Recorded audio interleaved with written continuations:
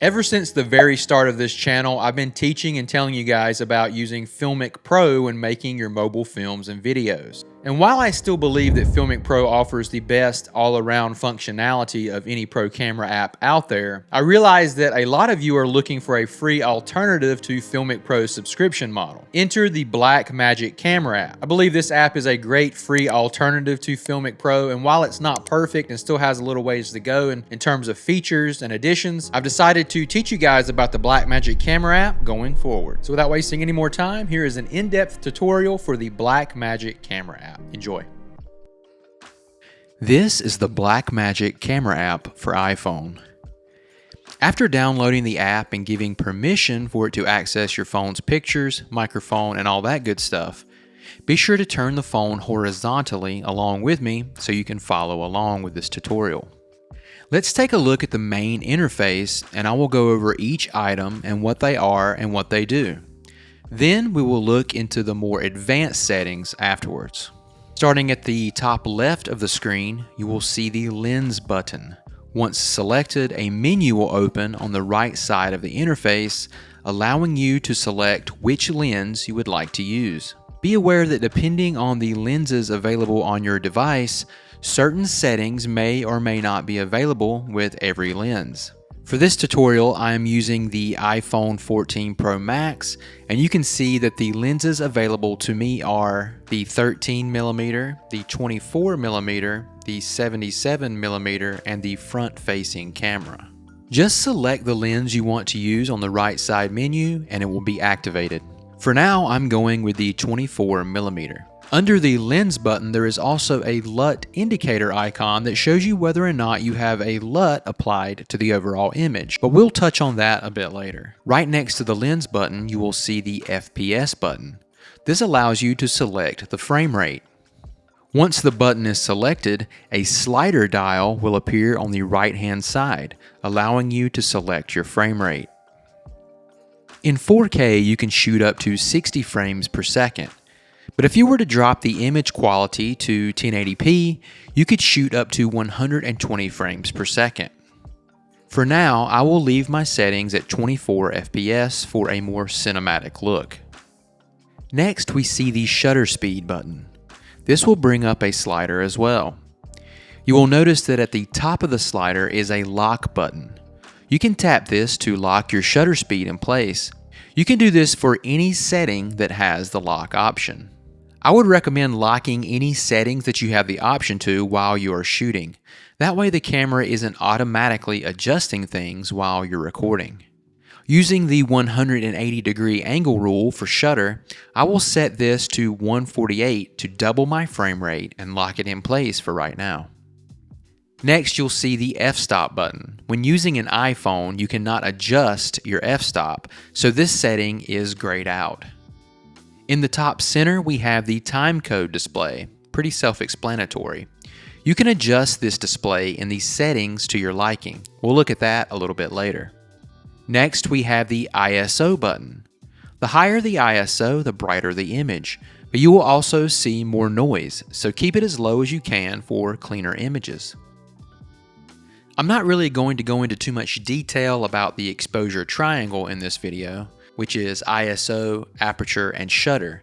But if you aren't familiar with those terms, I have a dedicated video for each of those aspects here on the channel. Next, we have the WB button, or the white balance button. Here you will see a slider to adjust the color temperature, or you can select one of the presets. You can also select auto white balance if you'd like. Once you have your white balance set, be sure to hit the lock button at the top of the settings to lock it in place. Beside of that, you will find the tint button. This will pull up a slider and presets much like the white balance button. This will allow you to tint your image with a warmer or cooler tone. For right now, I'm leaving this on 0 and locking it in place. Beside of tint, you will see an indicator showing what resolution you are shooting in. This is not a button, as the image resolution can only be changed in the settings, and I'll show you that a little bit later. By default, you won't see this battery indicator beside of the resolution indicator, but you can turn this on in the settings as well. Moving down to the bottom left, you will see your histogram levels so you can get a good look at the tonal range in your image. This is not selectable nor can be edited from the main UI. In the bottom center, we have the phone's memory or storage readout. This is not selectable from the main UI either. And in the bottom right, we have the audio meter readout, which will show you audio levels for whatever audio recording device you have selected to use. This, however, unlike the other two bottom readouts, is selectable. You can tap on this to see what input is selected, get a closer look at the audio levels, and adjust the gain with a slider here as well. Anytime you want to close a button's menu or slider pop-up on the app, just tap the original button again and that pop-up will close for you. Also, you can swipe up or down at any time on the main view screen to hide all of these readouts, so you can declutter your view a bit. Just swipe up or down again to bring them back at any time. You can also tap and hold anywhere on the view window to lock exposure and focus in place. And you can tap anywhere on the view window to autofocus on a specific spot in the image. Now let's take a look at the right side again to focus on the record menu. At the top, we have the overlays button. Once tapped, it brings out a secondary menu with various overlays that can be applied to the preview window. Each overlay has corresponding sliders or options for making adjustments. Keep in mind that some of these options have an on-off button at the top of the screen that enables them to be deactivated or activated. From top to bottom, we have zebra stripes, focus peaking, grid overlays, you can select your preferred style here, aspect ratio overlays, margin guides, or safe area guides. False color overlay, this button brings up a chart to help you better dial in exposure levels. And lastly, we have the LUT button. This button can apply LUTs that you have imported to the app from the LUTs settings. I'll show you that a bit later. And that's it for all of the overlay options. The next button down in the record menu is the focus button. If the A is present on the button, that means you are in the autofocus mode. You can turn this off and on at the top of the slider, and then use the slider to dial in your focus manually if you choose to. Up next, we have the exposure slider. This will increase or decrease the exposure in the image. Up next is the record button. Tap this to, you guessed it, start and stop recording. Below that, we have the image stabilization button. There are 4 options here for off, standard, cinematic, and extreme. These options will increase and change the aggressiveness of the app's image stabilization, which helps to control camera shake. Be aware that using the image stabilization will crop the image a bit, and it can cause a delay or lag in the preview window depending on the option you're using.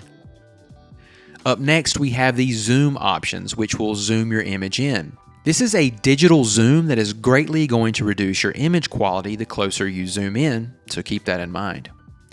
And last on the record menu is the slate button. This will allow you to enter shot information or metadata information for each shot.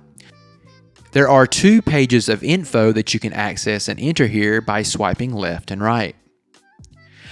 Now to the very far right of the UI, we have the 4 main buttons. At the top is the camera, which we are accessing right now. Just tap back here anytime when you want to return to the camera window and start recording. Below that, we have the media menu button. This lets us access any videos that we have captured with the app. To the left here, you will see device information and how many clips are stored on the device. And below that, you can see where you can log into the Blackmagic cloud service. Here you can collaborate with anyone who is working on the project with you and upload video files to the cloud. To the right, you will see all of the video files that you have captured. And at the top, you can see buttons from left to right. The first button lets you bring up access to your device's photos and videos.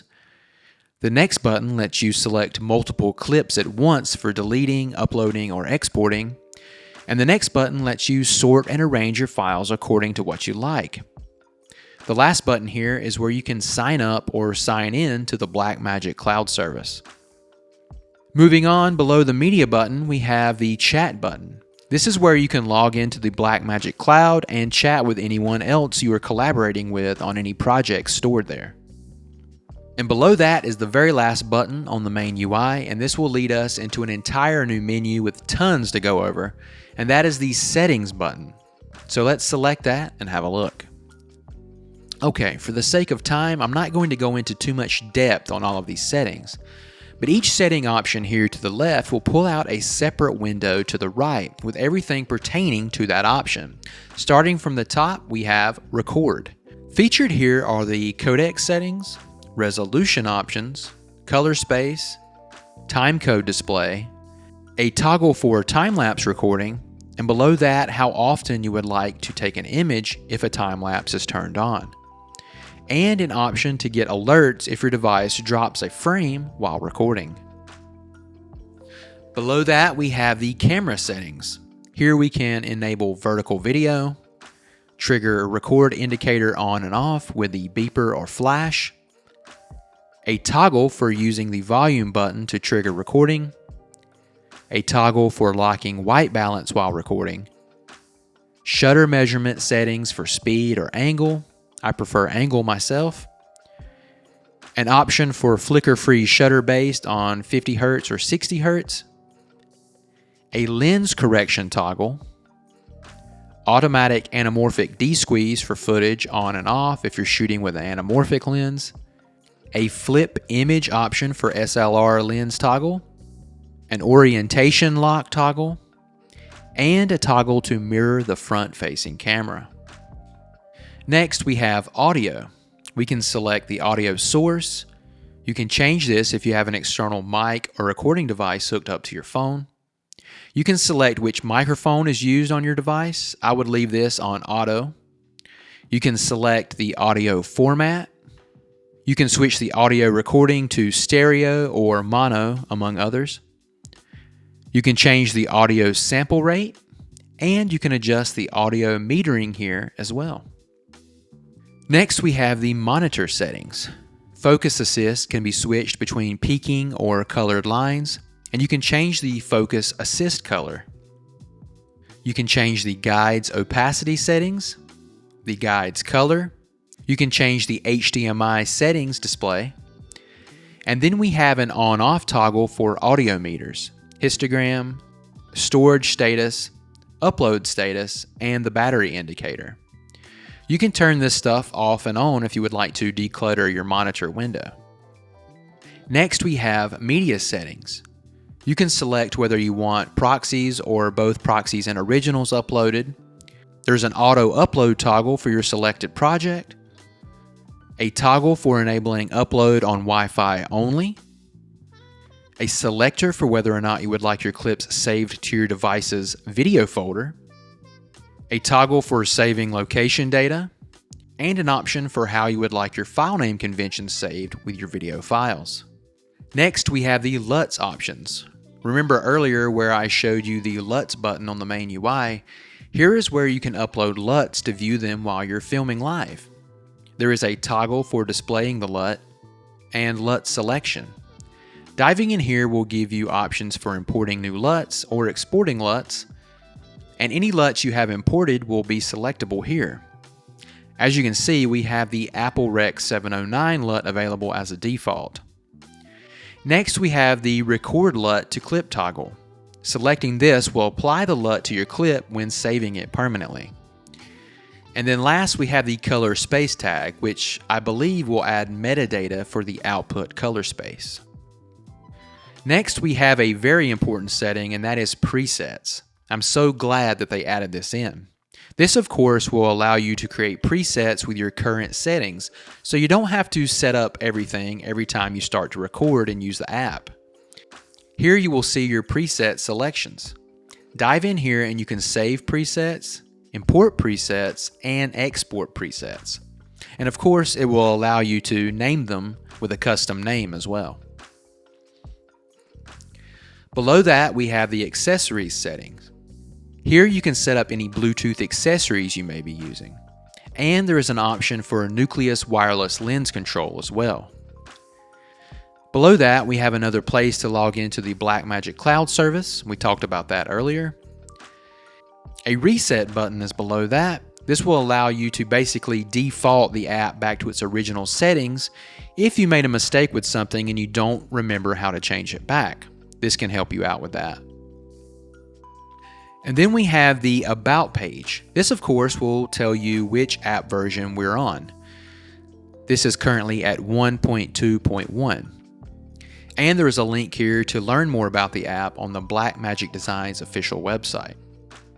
And the final button here is for the device level settings for things like permissions and locations and stuff like that.